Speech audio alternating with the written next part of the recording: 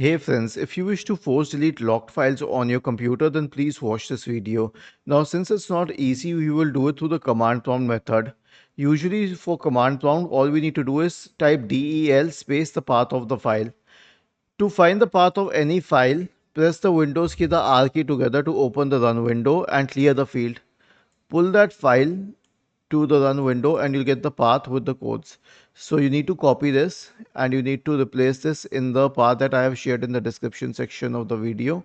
Now the command is del space forward slash f space forward slash q space the path.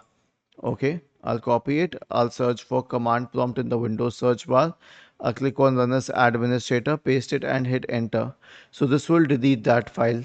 Was this helpful? See, it's gone. If yes, then please subscribe to the channel. If not, then let us know in the comment section of the video on how we could help you further. Thank you for watching this video and have a nice day.